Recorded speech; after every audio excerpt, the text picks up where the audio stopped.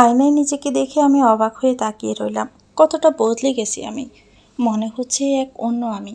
আমি কি আগেও কারোর সাথে এতটা দুষ্টুমি করতাম যতটা আমি অব্রর সাথে করি? বেশ তো ছিলাম আমি শান্তশিষ্ট, চুপচাপ স্বভাবের মেয়ে। দুষ্টও ছিলাম, তবে এতটা কখনোই না। আগের কেউ যদি এখন আমায় দেখে নির্ঘাত চমকে উঠবে। মাঝে মাঝে মনে হয় আমার ভিতরে একটি সুপ্ত বাচ্চা লুকিয়েছিল, যা অব্রের সান্নিধ্যে এসে বের হয়ে এসেছে। আনমনে হেসে উঠে আমি আবারও টাওয়াল নিয়ে ভেজা চুল মুছতে লাগলাম। হাসছো কেন? হুট করে আমার কানের কাছে অপর বুক কুঞ্চিত মুখ দেখে আমি চমকে উঠলাম। বললাম, আপনাকে কেন বলবো? আমার মুখ যখন ইচ্ছে তখন হাসবো। কথাটা বলে আমি ড্রেসিং টেবিল থেকে হেয়ার ড্রায়ার তুলতেই উনি জোরে চেঁচিয়ে উঠলেন, এই, এ কী করছো? তার চিৎকার শুনে আমি ঘাবড়ে গিয়ে বললাম, কেন, কি হয়েছে? চুল শুকাচ্ছি।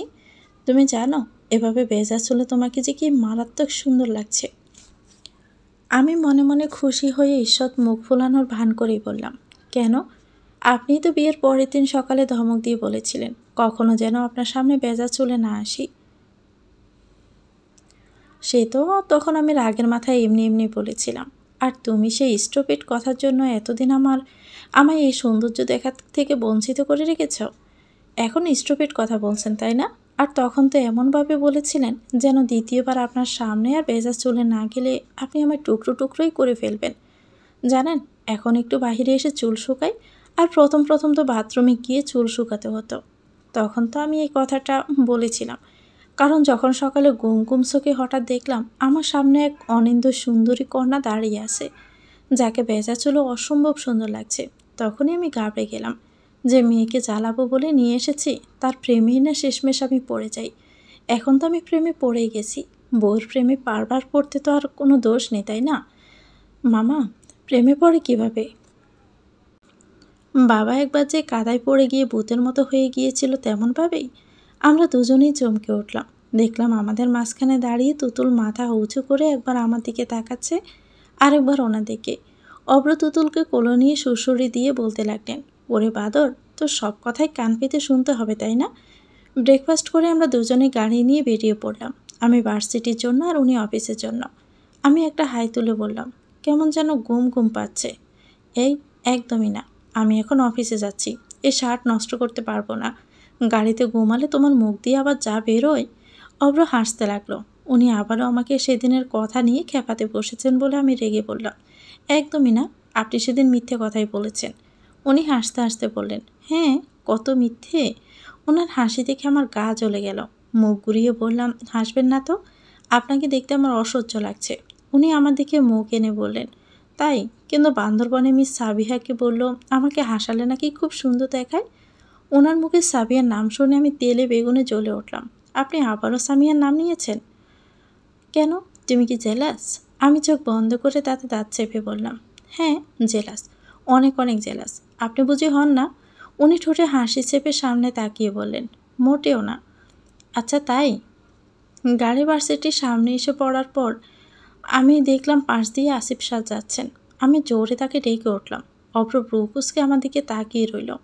আমি ঝটপট করে গাড়ি থেকে নেমে বললাম, স্যার, আজকে আপনাকে অনেক সুন্দর লাগছে। ও, থ্যাঙ্কস ওরু। কালো রঙের শার্টে আপনাকে সবসময় একটু বেশি সুন্দর লাগে। অভ্র হুট করে জোরে স্পিড দিয়ে আমাদের পাশ থেকে গাড়ি চালিয়ে চলে গেল। আমি জিভে কামড় দিয়ে বিড়বিড় করে বললাম, একটু বেশি করে ফেললাম না তো?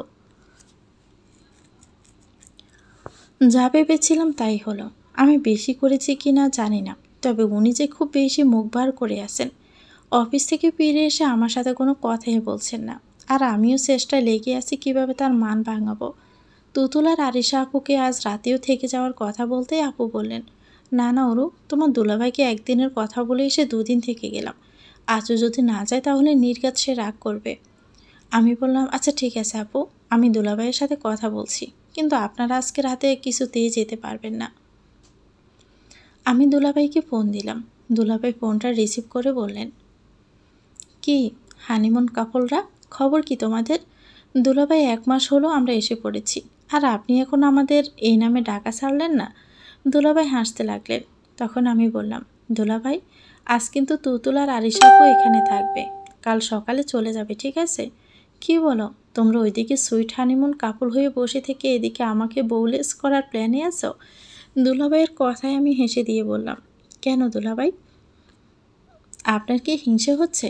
হিংসে হলে অব্রকেও আপনার কাছে পাঠিয়ে দেই, তারপর সেও বউলেস হয়ে যাবে। আমার কথা শুনে সোফায় বসে থাকা অব্র গলা খাঁকড়ে দিতে লাগলো। আমি তাকে চুপ করার ইশারা করতেই আবারও সে অন্যদিকে মুখটা ভার করে রাখলো। রাতে আমরা সবাই মিলে একসাথে খেতে বসলাম। আমার মুখোমুখি বসেছে অব্র। নিচে তাকিয়ে ব্রু কুচকে চুপচাপ খেয়েই যাচ্ছেন, আমার দিকে একবারও দেখছেন না। আমার মাথায় হঠাৎ একটা দুষ্ট বুদ্ধি চাপলো। টেবিলের নিচ দিয়ে আমার পা দিয়ে ওনার পায়ে খোঁচা দিতে লাগলাম। উনি হঠাৎ চমকে উঠে কেসে উঠলেন। আমি আরও দিতে লাগলাম। উনি পা সেরিয়ে ফেললেন। আমি কিছুতেই আর ওনার পা খুঁজে পেলাম না। অবশেষে অনেক তন্ন তন্ন করে খুঁজে পেয়ে দিলাম আবারও খোঁচা, কিন্তু পা হঠাৎ এত ছোট হয়ে গেল কেন বুঝতেই পারলাম না। একেবারে চেয়ারের পায়ার তুলে রেখেছেন। আমার ভাবনার মাঝে তুতুল হঠাৎ লাফিয়ে উঠে আরিশা আপুকে বলল, মা, টেবিলের নিচে ভূত আছে। ভূত? কি বলো? হ্যাঁ সত্যি, আমার পায়ে গুতুগুতি করছে। তুতুলের কথা শুনে এবার আমারই কাশি উঠে গেল। উনি বললেন, পা উঠিয়ে বসো তুতুল সোনা, বলা তো যায় না আমাদের আশেপাশে কত ধরনের ভূত বসে আছে। আমাকে ভূত বলা না, ভূত হয়ে থাকলে আপনার গাড়ি প্রথম চেপে বসবো মিস্টার অব্র আহমেদ। রুমে গিয়ে দেখলাম আমি আসার আগে লাইট বন্ধ করে গায়ে চাদর টেনে শুয়ে আছে আর ঘুমিয়ে থাকার ভান করছে। আমি মুচকি হেসে তার চাদরের মধ্যে ঢুকে পড়ে তার বুকে গুটিসুটি মেরে শুয়ে পড়লাম। অব্র বলে উঠল, এখানে শুয়েছ কেন? তোমার তো আসিফ স্যারকেই ভালো লাগে। কোন কালারে কোন শার্টে ভালো লাগে তাও একেবারে মুখস্থ করে রেখেছ। আমি তো আপনাকে রাগাতে ওসব বলেছি, কিন্তু আপনি রাগ হলেন কেন? আপনি তো আর জেলাস ফিল করেন না? আমি আসিফ স্যারকে হ্যান্ডসাম বা গুড লুকিং যা ইচ্ছে তাই বলি না কেন, একদম ওই আসিফ স্যারের নাম মুখে নিব না বলে দিলাম। কেন? কেন নিব না? আমি জানি না, তুমি এখান থেকে নামো। আমি আমার বরের বুকে শুয়ে আছি, তাতে আপনার কি? হ্যাঁ? উনি হঠাৎই আমাকে জাপটে ধরে বিছানায় গড়িয়ে পড়ে নিচের ঠোঁটে আলতো করে কামড় দিয়ে দুষ্ট হাসি দিয়ে বললেন, আমার কি? দেখাচ্ছি আমার কি।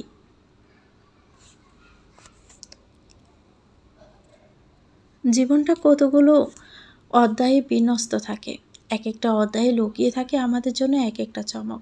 এক অধ্যায় থেকে অন্য অধ্যায়ে যেতে জীবন পরিবর্তিত হয়, কিন্তু আগে থেকে কেউ বলতে পারে না সে পরিবর্তনটা ভালোর দিকে হবে নাকি খারাপের দিকে।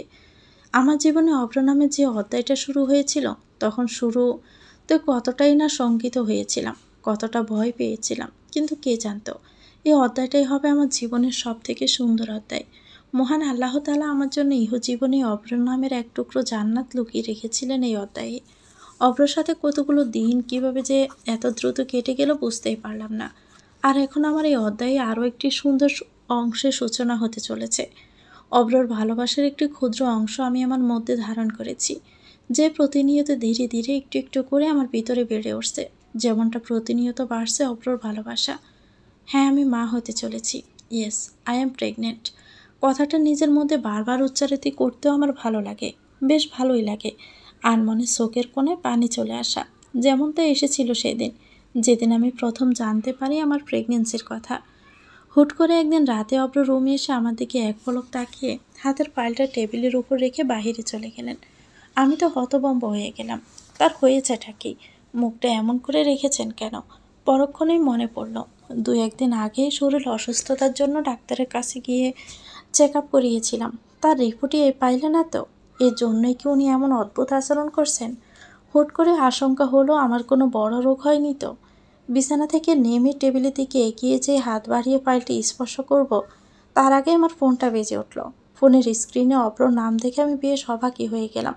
এই কিছুক্ষণ আগেই তো রুম থেকে বেরিয়ে গেলেন, আর এখনই ফোন করছেন কেন? উদ্বিগ্ন মুখে চটপট করে ফোনটা রিসিভ করে কানের কাছে নিয়ে বললাম, আপনি কোথায়? আমি একটা ফাঁকা রাস্তায় দাঁড়িয়ে আছি। অভ্র, কি হয়েছে? সব ঠিক আছে তো? উনি কাঁপা কাঁপা গলায় বললেন, অনেক বড় কিছু হয়ে গেছে অরু। আমি তো ভয় পেয়ে গেলাম। বললাম, কি হয়েছে? অরু, এই পৃথিবীতে আমাদের মাঝে একটি নতুন প্রাণ আসতে চলেছে অরু। আমি তখন স্থির হয়ে গেলাম। অভ্র বলতে শুরু করলো, অরু, ট্রাস্ট মি, তোমার পিরিয়ড স্কিপ হওয়ার কথা শুনে আমার প্রথমেই একটু সন্দেহ হয়েছিল, কিন্তু আমি চাইনি তুমি এখন প্রেগনেন্ট হও। তোমার এখনও বয়স অল্প, পড়ালেখা বাকি। রিপোর্ট পাওয়ার আগ পর্যন্ত আমি মনে মনে দোয়া করছিলাম যেন রেজাল্টে নেগেটিভ আসে।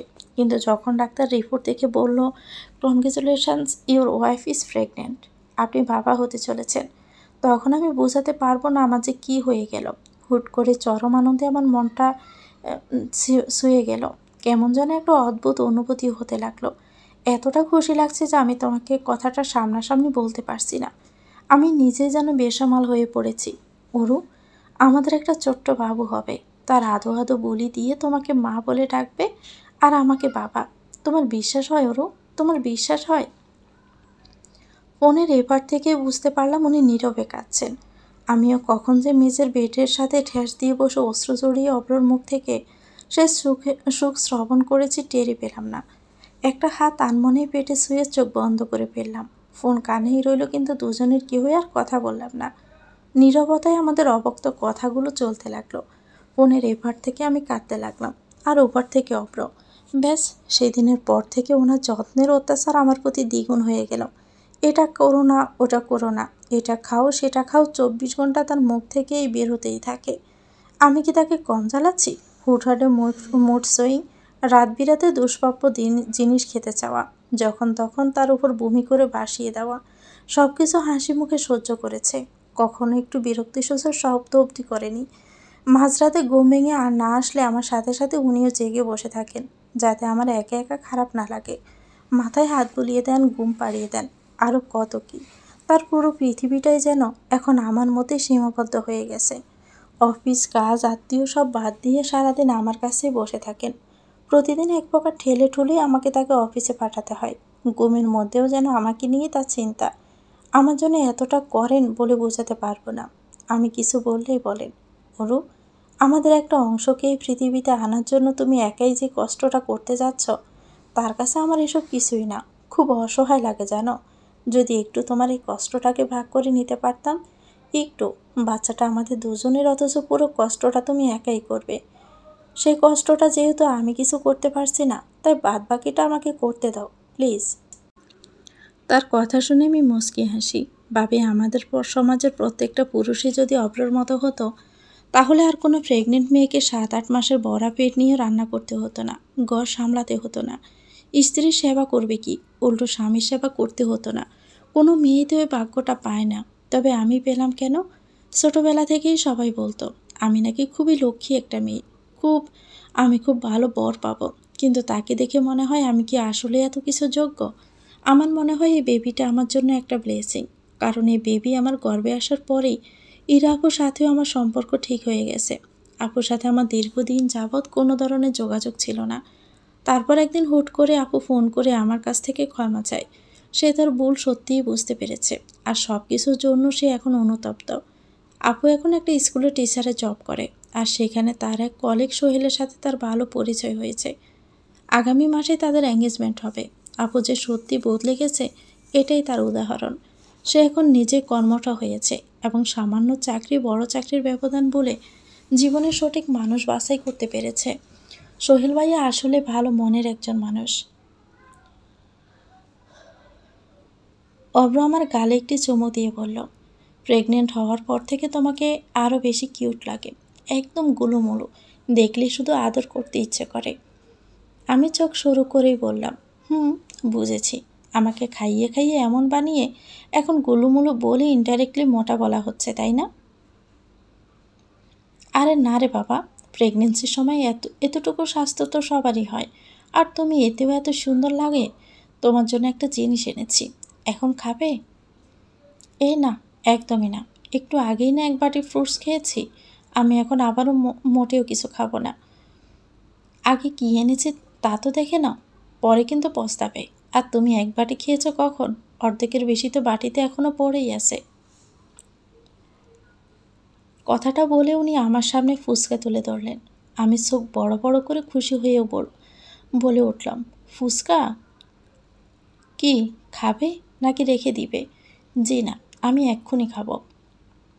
অব্র মুচকি হেসে প্যাকেট থেকে ফুচকা বের করে আমাকে প্লেটে তুলে দিলেন, আর আমি বিছানায় বালিশের সাথে ঠেস দিয়ে আনন্দে গিলতে লাগলাম।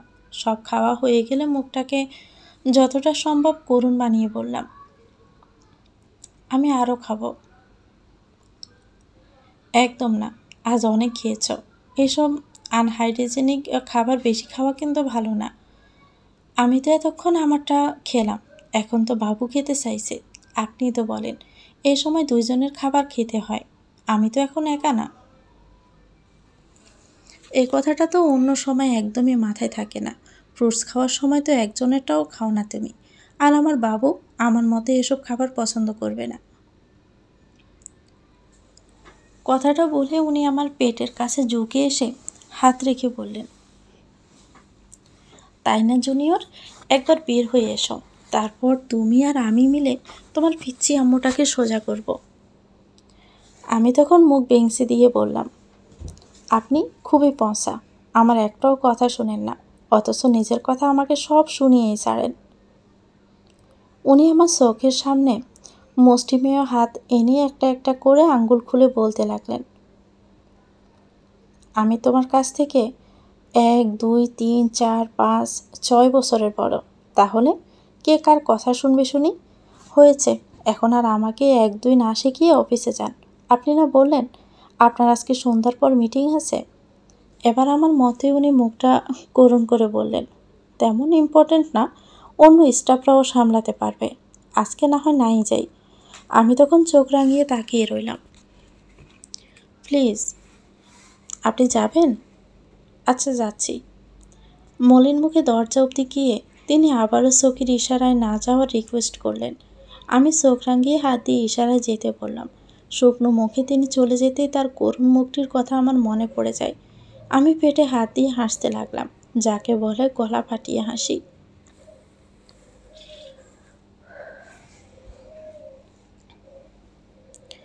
এই গ্রে ডটটা দেখতে পাচ্ছ ওরু? আমি মাথা নাড়ালাম। ডাক্তার রাজি আন্টি বললেন, দিস ইজ ইউর বেবি। একটা সাউন্ড আসছে না? এটা তোমার বাচ্চার হার্টবিট।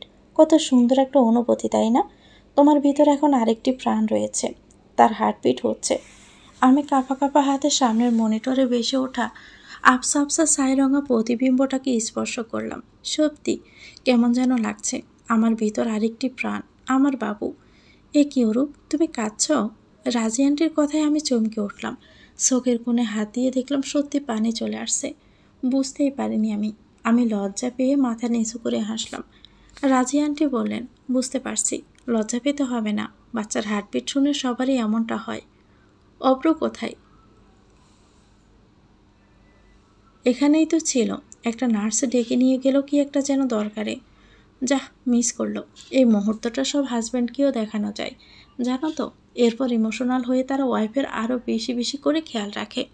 আমি মাথা নিচু করে লাজুক হেসে বললাম, উনি এমনিতেই আমার ভীষণ খেয়াল রাখেন, অনেক বেশি। রাজি আন্টি স্মিত হেসে আমার কাঁধে হাত রেখে বললেন, রাখবেই তো, বাগনেটা কার দেখতে হবে না।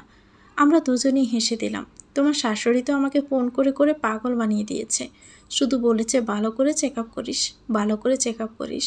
এখন তুমি বলো তো, বোনের ছেলের বউকে আমি কি খারাপভাবে চেক আপ করবো? আমি হেসে দিলাম। রাজি আন্টি অব্রর মায়ের দূর সম্পর্কের বোন, তিনি একজন গাইনি ডাক্তার। আমি প্রেগনেন্ট হওয়ার পর থেকে সম্পূর্ণ তার অবজারভেশনেই আছি। ছেলে হবে নাকি মেয়ে হবে জানতে চাও? আমি মাথা নাড়িয়ে না বললাম। বললাম, এসবে আমার কিছুই আসে যায় না। আমি যতদূর জানি ওনার আর বাবা মায়েরও এসব নিয়ে কোনো মাথা ব্যথা নেই। তারা তো শুধু দাদা দাদি হতে পারলেই খুশি। আপনি শুধু এতটুকু বলেন, আন্টি আমার বাচ্চাটা ঠিক আছে তো? একদম ঠিক আছে। এত ভালো বাবা মায়ের বাচ্চার আবার কি হবে বলো? আমি আবারও হেসে দিলাম। আজ আমি কারণে অকারণে এত হাসছি কে কে জানে। আল্ট্রাসোনোগ্রাফির রিপোর্ট হাতে নিয়ে কক্ষ থেকে বের হয়ে এলাম। হাসপাতালের করিডোরে আমার পাশ দিয়ে একটি মহিলা গেল, কোলে একটি নিষ্পাপ নবজাতক শিশু নিয়ে। আমি অপলকভাবে তাকিয়ে রইলাম। কিছুদিন পর আমার কোলেও থাকবে এমন একটি ফুটফুটে শিশু, আর মাত্র 3 মাস। অথচ এই 3 মাসটাকে হুট করে খুবই দীর্ঘ লাগছে আমার কাছে। কবে কাটবে এই 3 মাস? অব্র হন্তদন্ত হয়ে আমার পাশে এসে দাঁড়িয়ে হাত ধরে বলল, তোমার চেক আপ হয়ে গেছে?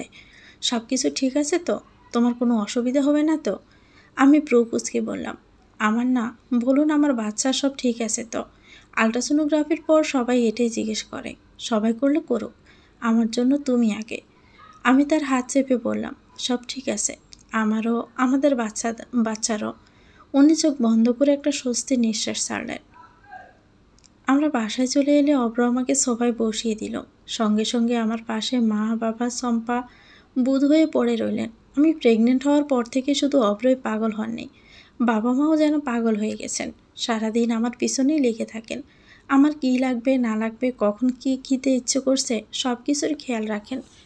আমার প্রেগনেন্সির শুরু থেকেই কোনো কাজ তো দূরের কথা, হাত থেকে নিচে কিছু পড়ে গেলেও ঝুঁকতে অবধি দেননি। তাদের বংশে নাতি নাতনি আসতে চলেছে, এতেই তারা মহা খুশি। মা এসে আমার হাতে তরমুজের শরবতের ভরা একটা গ্লাস দিয়ে বললেন, ওরমা, এই শরবতটা পুরো খেয়ে ফেলো তো। এখন আবার? মা যাওয়ার আগেই না কমলা জুস খেয়ে গেলাম। সে তো অনেকক্ষণ হয়ে গেছে, তা কি এতক্ষণে পেটে আছে নাকি? এটা পুরো খেয়ে ফেলো, দেখবে তোমার ভালো লাগবে। জানি না বলে কোনো লাভ নেই, এই গ্লাসে চুমুক দিয়ে পুরোটাই খেয়ে ফেললাম। মা হেসে বললেন, তুমি নাকি রাজিয়ার কাছে অব্রের অনেক প্রশংসা করেছ, অব্র তোমার খুব খেয়াল রাখে। অব্র স্মিত হেসে আমার দিকে ব্রু কুঁচকে তাকালো। আমি মাথা নিচু করে মুচকি হাসলাম। বাবা বলে উঠলেন, খেয়াল তো রাখবেই, বাপের বেটা না।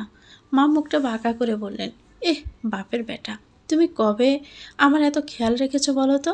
এখন আমার ছেলের ক্রেডিটটা নিজে নিতে চাইছো? আমার ছেলে সবার থেকে সেরা। বাবা আমতা আমতা করেই বললেন, হ্যাঁ সালেহা, আমি তো সেটাই বলছিলাম। চম্পা বলল, খালাম্মা, এক্কেরে হাসা কথা কইছেন। আমগো অব্রভাইজানের মতন মানুষই হয় না। আমি তো আমার ওনারেও বইলে রাখছি, আমাগো যখন একটা বেবি হইব তখন জানি এমনই করে আমাকে যত্ন করে। ভাইজানের তো শিক্ষা রাখতে কইছি। কথাটা বলে চম্পা তার স্বভাববশত মুখে আঁচল চাপা দিয়ে হাসতে লাগলো।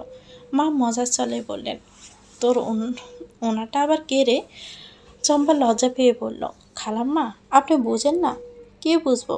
আগে তো দেখতে মফিজ কাল্লা বলে ডাকতি, আর এখন ওনা হয়ে গেল নাকি? আমরা সবাই মায়ের কথা শুনে হেসে দিলাম। আর চম্পা দেবদাস মুভির পারুলের মতো বিখ্যাত দৌড় দিয়ে রান্না করে চলে গেল। রুমে এসে আমি আয়নার সামনে দাঁড়িয়ে আমার পেট দেখতে লাগলাম। কেমন যেন অদ্ভুত দেখাচ্ছে, মনে হচ্ছে আস্তে একটা বালিশ ঢুকিয়ে রেখেছি। মনে মনে তাই ভেবে মুসকি মুসকি হাসতে লাগলাম। হঠাৎই পিছন থেকে অব্র আমার পেটে হাত রেখে আলতো করে জড়িয়ে ধরল। কাঁধে তার ঠোঁট শুয়ে দিয়ে থুতনি রেখে বলল, আমার বউটাকে সব কিছুতে এত সুন্দর লাগে কেন? একদম আস্ত একটা কিউটের ডিব্বা।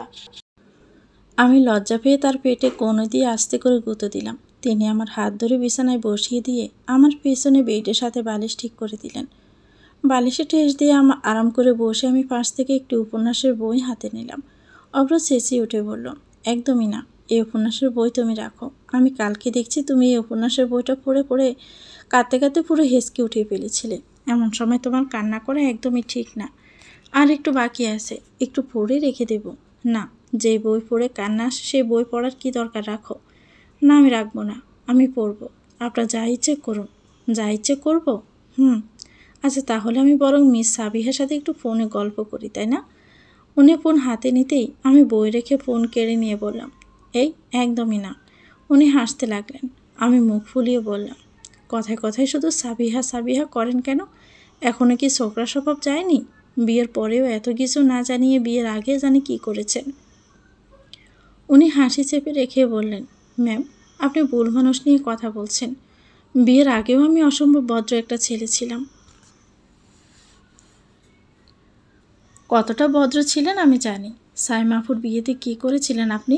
আমাকে অন্ধকার রুমে টেনে নিয়ে গিয়ে যে কিস করে দিলেন সেটা মনে নেই? আমি না থাকলে তো আপুকেই করতেন। ওটা তো তোমার বোনের জেদের কারণে করতে চেয়েছিলাম। বিয়ের আগে কোনো ধরনের স্পর্শ আমি পছন্দ করতাম না। হাত ধরা পর্যন্ত সীমাবদ্ধ ভালো, কিন্তু তোমার বোনের মতো রিলেশনে 1 বছরের পরও লিপ কিস না করলে তা ব্যাকডেটেড দেখায়। তাই তো তার লিপ কিসে চাই। একদম নাছোড়বান্দা। এই নিয়ে ঝগড়া হয়ে 3 দিন কথা বলাও অফ করে রেখেছিলাম। তাই তো বাধ্য হয়ে ভেবেছিলাম গালে কিস করে চালিয়ে নিব, কিন্তু তাও ভাগ্যের জোরে হয়ে গেল উল্টো পালট। এরপর তিনি আমার গালের কাছে ঝুঁকে এসে বললেন, ভুল তো করেছিলামই, তাই হয়তো আল্লাহ আমার চুমুটাকে সঠিক গালে পুষে দিয়েছিল।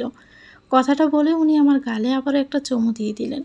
আমি মনে মনে প্রচণ্ড খুশি হয়ে বাহিরে প্রকাশ না করে ব্রুকুসকে তার দিকে তাকিয়ে রইলাম। কিন্তু এতে তার কোনো ভ্রুক্ষেপ হলো না, মনে হলো না, কারণ তিনি আবারও আমার অন্য গালে তার ঠোঁট ছুঁয়ে দিলেন। মাঝরাত্রিতে অব্র হঠাৎ করে অস্থির হয়ে ঘুম থেকে জেগে উঠল। প্রেগনেন্ট হওয়ার পর থেকে আমার ঘুম প্রচণ্ড হালকা হয়ে গেছে। তাই আমিও টের পেয়ে গেলাম। অব্রর পাশে বসে হাত ধরে বললাম, কি হয়েছে আপনার? এত ভয় পেয়ে গেছেন কেন? উনি আমার ছোঁয়া পেয়ে হুট করে আমায় জড়িয়ে ধরলেন আর বললেন, অরু, তুমি ঠিক আছো তো? হ্যাঁ, আমি তো ঠিকই আছি। ইস, আপনি এমন গেমে একাকার হয়ে গেছেন কেন দেখি? আমার ওড়না দিয়ে তার মুখ মুছে দিতে চাইলাম, কিন্তু উনি দিলেন না। আবারও আমায় জড়িয়ে ধরে রাখলেন, যেন ছেড়ে দিলে আমি কোথাও একটা হারিয়ে যাব। অবশেষে অনেক জিজ্ঞাসার পর জানতে পারলাম উনি একটি ভয়াবহ দুঃস্বপ্ন দেখে জেগে উঠেছেন। উনি নাকি দেখেছেন আমি কোথাও একটা হারিয়ে যেন যাচ্ছি। উনি শত দৌড়েও আমার নাগাল পাচ্ছেন না। আর ব্যাস, এতটুকু দেখে ওনার হার্ট অ্যাটাক হওয়ার উপক্রম। আমি হেসে বললাম, পাগল হয়ে গেছেন? এসব দেখবেন না তো কী করবেন? সারাদিন তো এগুলো নিয়েই ভাবতে থাকেন, তাই ঘুমের ঘোরে স্বপ্ন দেখে ফেলেছেন। কিন্তু উনি শান্ত হলেন না। বললেন, আমার খুব ভয় লাগছে অরূপ, কেন জানি না কিচ্ছু ভালো লাগছে না। যতই ডেলিভারির টাইমটা এগিয়ে আসছে ততই যেন ভয়টা বাড়ছে। আমি ওনার হাতটা নিজের হাতের মুঠোয় নিয়ে বললাম, আমার কিচ্ছু হবে না, আপনি শুধু শুধু ভয় পাচ্ছেন। আর করো কি, বাচ্চা হয় না নাকি? অনেক বুঝিয়েও কিছু হলো না। অব্র ভয় পেতেই লাগলো। আমার প্রেগনেন্সি 9 মাসে পড়ার পর থেকেই তার এই অবস্থা শুরু হয়ে গেছে। সে কারণে অকারণে হয়তো স্বপ্নটা দেখে ফেলেছে, কিন্তু এটা তাকে বোঝায় কে? অব্র আর ঘুমোতে গেল না, জায়নামাজ নিয়ে তাহাজ্জুদ নামাজ পড়তে বসে গেল। উনি সত্যি খুবই ভয় পেয়ে গেছেন। আমি শুয়ে শুয়ে তার দিকে তাকিয়ে ভাবতে লাগলাম, সত্যি কি এটা শুধু তার মনে হুট করে আসা একটা ছোট্ট আকাঙ্ক্ষা, না অন্য কিছু? রাত 8:56। বিছানায় আধা-শোয়া হয়ে বসে আছি আমি, আর ঘরের এই মাথা থেকে ও মাথায় চিন্তিত মুখে পায়চারি করে চলছে অব্র। তার দিকে কিছুক্ষণ তাকিয়ে থেকে কপালে হাত দিয়ে একটি জোরে নিঃশ্বাস ছাড়লাম। বললাম, হয়েছে অরু, এখন কিন্তু হেলাফেলা করার সময় না। এখন খুবই রিস্কি একটা সময়। বিছানা ছেড়ে আমায় ছাড়া এক পাও নড়বে না। কোথাও যেতে হলে আমায় বলবে, আমি ধরে নিয়ে যাব, বুঝেছ? অনেক বুঝেছি, এবার আপনি এখানে বসুন। উনি চিন্তিত মুখ নিয়ে আমার পাশে বসে পড়লেন। ওনার কপালের ঘাম আমার ওড়না দিয়ে মুছে দিয়ে বললাম, ইস, কী অবস্থা করেছেন নিজের। আপনাকে দেখে মনে হচ্ছে প্রেগনেন্ট আমি না, আপনি। হুট করে পেটের ভিতর ব্যথা উঠে গেল। আমি আহ করে উঠলাম। অব্র উদ্বিগ্ন মুখে বলে উঠল, কি হলো, লেবার পেন উঠেছে? হাসপাতালে নিয়ে যাব? আপনার মাথা, বাবু পেটে কিক মেরেছে। আমার কথা যে সত্যি তাই বুঝতে চাইছে। বাবুও বুঝতে পেরেছে তার বাবা শুধু শুধু টেনশনে মরছে। উনি খুশি হয়ে আমার পেটে হাত রেখে তার গাল লাগিয়ে বললেন, আমার বাবার গালে আরেকটা কিক মারো তো। ওনার কাণ্ড দেখে আমি হাসতে লাগলাম। বাবু পেটে আবারও কিক মারল। অব্র খুশি হয়ে আমার দিকে তাকিয়ে হাসতে লাগলো। অরু, আমাদের বাবু কি বড় হয়ে ফুটবলার হবে নাকি? কি জোরে কিক মারা দেখেছ? আমি হেসে পেটের দিকে তাকিয়ে বললাম, তোর বাবা আমাকেই সবসময় বিতে বলে, অথচ নিজেই বড্ড বিত। আর কয়েকটা কিক মেরে তার বয়টাকে বাগিয়ে দাও তো শোনা। এই, তুমি কি শিখাচ্ছ আমার বাবুকে? বাবু, আম্মুর কথা একদমই কান দেবে না। বাবা অনেক সাহসী, বিতুর ডিম তো তোমার আম্মু। তারপর আমার পেটের কাছে ঝুঁকে তিনি পিস পিস করে বললেন, জানো, এখনও ভূতের ভয় পায়। আমি মুখ ফুলিয়ে বললাম, এই বলা হচ্ছে আমার নামে না? যান, আপনার সাথে আমি আর কথাই বলবো না। উনি কানে হাত দিয়ে বললেন, আচ্ছা আচ্ছা, সরি। এখন যদি ফ্রিজ থেকে এক বাটি আইসক্রিম এনে খাওয়ান, তবে কথা বলার ব্যাপারটা পুনরায় ভেবে দেখতে পারি। আচ্ছা, ওকে, ফাইন। উনি আমার পেটে একটি চুমু দিয়ে পিস পিস করে বললেন, তোমার মাকে এখন রাগানো ঠিক হবে না। একবার বাহিরে বের হয়ে আসো জুনিয়র, তারপর আমরা দুজন মিলে আম্মুকে খেপাবো। আম্মুর এমন আরও অনেক অদ্ভুত দিক আছে। আমি মুচকি হেসে তার কাণ্ড দেখতে লাগলাম। উনি বললেন, আমি যতক্ষণ না আসি নিচে কিন্তু নামবে না। আমি হেসে বললাম, আচ্ছা। আমি যাবো আর এই আসবো, নামবে না কিন্তু নিচে। আচ্ছা বাবা, নামবো না। উনি আমার কপালে একটা চুমু দিয়ে চলে গেলেন। বাহিরে হুট করে প্রচণ্ড হাওয়া বইতে লাগলো। মনে হচ্ছে ঝড় হবে। জানালার খোলা কপার জোড়া বারবার একটার সাথে আরেকটা বাড়ি খাচ্ছে। প্রবল বাতাসে ঘরে থাকায় আদো পানির ছিপি খোলা বোতলটা টি টেবিল থেকে পড়ে গেল। সে অল্প পানি মেঝেতে পড়তে যেন অনেক হয়ে গেল। সোফার উপরে থাকা ফোনটা কতক্ষণ ধরে বেজে চলছে। ওনার আসতে এত দেরি লাগছে কেন কে জানে। আস্তে আস্তে বিছানা থেকে পা নামিয়ে আমি এগিয়ে গেলাম। এত রাতে ফোন করেছে, হয়তো কোনো জরুরি কল হবে। সোফা থেকে ফোনটা হাতে নিতে অব্র নিচ থেকে চেঁচিয়ে উঠল, ওরও আমি আসছি, তুমি কিন্তু নিচে নেমো না। আমি দরজা থেকে তাকিয়ে মৃদু হেসে ফোনটা কানে ধরে সামনে এক কদম এগোতেই হঠাৎ সে পানিতে আমার পা পিছলে গেল। সোফায় হাত দিয়ে আমি ঠেকাতে চাইলাম, কিন্তু পারলাম না। তার আগে মেঝেতে পিঠ থেকে পড়ে গেলাম। সোফায় হাত দিয়ে ঠেকানোর চেষ্টায় আমি বেশি জোরে যাইনি। কিন্তু এতটুকুতেই যেন ভিতরে কোনো বিরাট পরিবর্তন হয়ে গেল। হঠাৎ ঢেউর মতো পেটে একটি ব্যথা উঠে থেমে গেল। ব্যাপারটা এত দ্রুত ঘটে গেল যেন কোনো চিৎকারও আমার মুখ দিয়ে বের হলো না।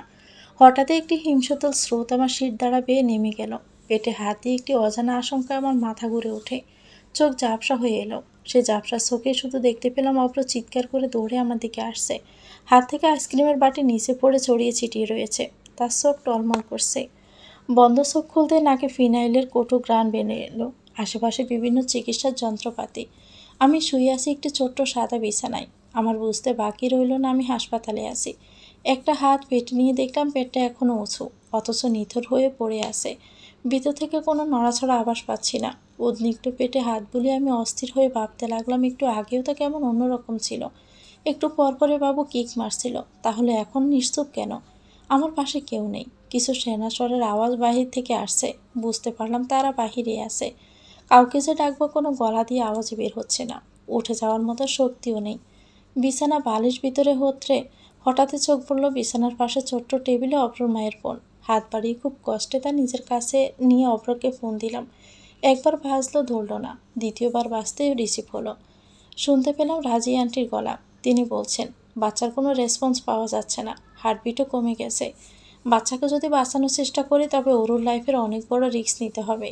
যে কোনো একজনকে বাঁচানোর চেষ্টা করা যাবে, তবে ওরুকে যদি বাঁচাতে চাই তবে ও বেঁচে যাবে। কিন্তু বাচ্চাকে বাঁচাতে চাইলে ওরুর লাইফের সাংঘাতিক রিস্ক তো আছেই। তার উপর বাচ্চাকে শেষমেশ বাঁচাতে পারবো কি না আমরা গ্যারান্টি দিয়ে বলতে পারছি না। এতটুকু শুনে আমার হাত আগলা হয়ে গেল। হাত থেকে ফোনটা বিছানা থেকে গড়িয়ে নিচে পড়ে গেল। সেই শব্দে সবাই দ্রুত ভিতরে চলে এলেন। আমার মা, বাবা, শ্বশুর শাশুড়ি, অভ্র, দুলাভাই, আনিশা আপু, সবাই। আমি হঠাৎই কাঁদতে শুরু করলাম। এতটা কষ্ট হচ্ছিল কেন আমি তখন নিচে নামতে গেলাম। উনি বারবার আমায় বারণ করেছিলেন। আজ আমার নিজের দোষের কারণেই আমার বাচ্চাটা। আমার মা এসে হাত দিয়ে চোখের পানি মুছে দিতে দিতে বললেন, চিমা, এভাবে কেঁদো না। আমি কাঁদতে কাঁদতে চিৎকার করে বললাম, আমার বাচ্চা মরে যাচ্ছে আর আমি কাঁদবো না? আমার কথা শুনেই সবাই একটু অবাক হলেন যে আমি জানলাম কিভাবে। দুলাভাই নিচ থেকে অভ্রর মায়ের ফোনটা তুলে দেখলেন। অভ্র নিজের হাতের ফোনের দিকে তাকিয়ে ওহ শিট বলে উঠল। রাজি আন্টি বললেন, হাতে সময় খুবই অল্প, যা করার খুব তাড়াতাড়ি করতে হবে। সবাই কি ভেবে দেখলেন? এবার অভ্র মুখ খুলল। পিছন থেকে সামনে এগিয়ে এলো। তাকে দেখতে পুরো বিধ্বস্ত লাগছে। তিনি বললেন, এতে আবার বাবা বাবির কি আছে? আন্টি, আপনি ওরুকেই বাঁচাবেন। আমি চিৎকার দিয়ে বলে উঠলাম, না, আমার বাবুকে বাঁচান। আমার জন্যই আমার বাবুর এই অবস্থা। আপনারা আমার বাবুকে বাঁচান। রাজি আন্টি বললেন, ওরু, আমার মনে হয় না এটা ঠিক হবে। তোমার লেবার পেইন উঠছে না। মেডিসিন দিয়ে লেবার পেইন আনতে হবে। খুব যন্ত্রণা সহ্য করতে হবে। তোমার বয়স অল্প। এতটা কষ্টে তোমার শরীর নিতে পারবে না। যে কোনো কিছু হয়ে যেতে পারে। তার উপর যার জন্য এত কিছু করবে তার বাঁচার চান্সও খুবই কম। আন্টি, 1% চান্স হলেও আপনি চেষ্টা করুন। আন্টি, আমার বাচ্চাটাকে বাঁচান প্লিজ। প্লিজ আন্টি, আমি আপনার পায়ে পড়ি। দেখা গেল কেউ আমার কথায় রাজি না। তারা আমাকেই বাঁচাতে চান, আর আমাকে বাঁচাতে গেলে বাচ্চাটাকে মরতে হবে। আমি রাজি আন্টির হাত ধরে কাঁদতে কাঁদতে বললাম, আন্টি, আপনারও তো বাচ্চা আছে। আপনি কখনো চাইবেন নিজে বেঁচে থাকার পরিবর্তে বাচ্চাকে মেরে ফেলতে? বলুন না, কোনো মা কি কখনো চায়? মা, তুমি কি কখনো চাইবে নিজের জন্য আমাকে মেরে ফেলতে? অপর মায়ের দিকে তাকিয়ে জ্বর করে কাঁদতে কাঁদতে বললাম, মা, আপনিই বলুন না, আপনি কি কখনো এটা করতে পারবেন? বলুন। তাহলে আপনারা আমাকে কেন করতে বলছেন? শুধুমাত্র আমার বাচ্চাটা এখনো বাহিরে আসেনি বলে তার কোনো কদর নেই? তার জন্য আপনাদের মায়া হচ্ছে না? না, সেও তো একটা প্রাণ। তাকে কেন বাঁচানোর চেষ্টা করা হবে না? তাকে মেরে ফেলার কথা কেন আপনারা বলছেন? এখন যদি আমার বাবু আমার হাতে থাকতো আর এমন একটা অপশন চুজ করতে হতো, তাহলে আপনারা তখন পারতেন এই কথাটা বলতে? সবাই তবুও এক কথাই বলতে লাগলো। আমি আর না পেরে রেখে চিৎকার করে বলে উঠলাম, সবাই আমার কাছ থেকে দূরে সরুন। কেউ আমার কাছে আসবেন না। আপনারা সবার স্বার্থপর। আমার বাচ্চার কথা কেউ ভাবছে না। কথাগুলো বলতে বলতে আমি চিৎকার করে কেঁদে কেঁদে বলতে লাগলাম, আমার বাচ্চা, আমার বাচ্চা। সে জ্বরের নিস্তব্ধ রাতে আমার বাচ্চা বলে চিৎকার করে কান্না সেখানে উপস্থিত সকলের চোখ ভিজিয়ে ছাড়ল। রাজি আন্টি আমার মাথায় হাত বুলিয়ে বললেন, ওরু, বোঝার চেষ্টা করো মা। আমার নিজেরই খুব ভয় লাগছে। তাছাড়া তুমি তো আবারও কনসিভ করতে পারবে, তাই না? হ্যাঁ জানি, আমি হয়তো আবারও কনসিভ করতে পারবো। আমি মা হব। আমাকে অন্য কোনো বাচ্চা মা বলে ডাকবে, কিন্তু আমার এই বাচ্চাটা তো আমাকে মা বলে ডাকবে না। আমার এই বাচ্চাটা তো আর পৃথিবীর আলো দেখতে পারবে না। আমার এই বাচ্চাটা যেদিন হৃদস্পন্দন শুনতে পেয়েছিলাম, আপনি দেখেছিলেন তো আন্টি, আমার কি আনন্দ হয়েছিল। আজ সেই হৃদস্পন্দন শুনতে পাওয়া যাচ্ছে না শুধু আমার কারণে। অব্র, আপনিও একটা কথা জানেন না, মাঝে মাঝে আমি সবার চোখের আড়াল হয়ে একা একা বসে জোরে জোরে কাঁদতাম।